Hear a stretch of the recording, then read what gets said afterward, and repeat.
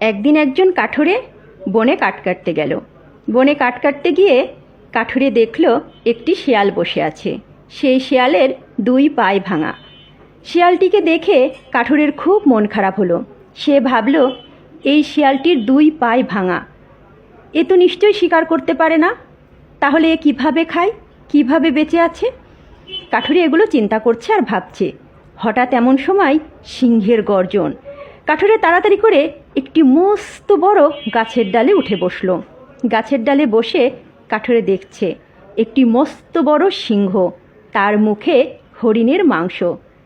সিংহটি যাওয়ার সময় খানিকটা মাংস শিয়ালের সামনে ফেলে চলে গেল, আর শিয়াল সেই মাংসটি পেট ভরে খেল। এই দৃশ্য দেখে কাঠুরে ভাবল, ঈশ্বরের কি দয়া, শিয়ালটির সামনে তার খাবার পৌঁছে দিল। তাহলে আমি কেন শুধু শুধু এত কষ্ট করব? আমিও আজ থেকে কিচ্ছুই করব না, আমিও আজ থেকে ঘরে বসে থাকব, তাহলে ঈশ্বর আমার খাবারও ঘরে পৌঁছে দেবে।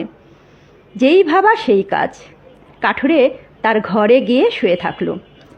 1 দিন, 2 দিন, 3 দিন, কাঠুরিয়াকে কেউ আর খাবার দিতে আসে না।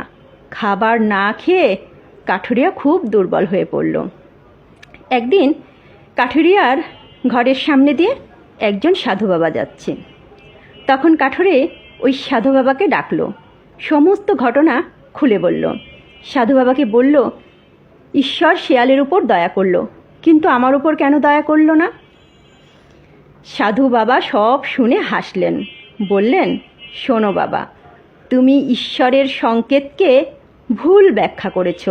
ঈশ্বর তোমাকে ওই অসহায় শিয়াল করে পৃথিবীতে পাঠাতে চায়নি, তোমাকে ওই দানশীল সিংহরূপে পৃথিবীতে পাঠাতে চেয়েছে। বুঝেছ?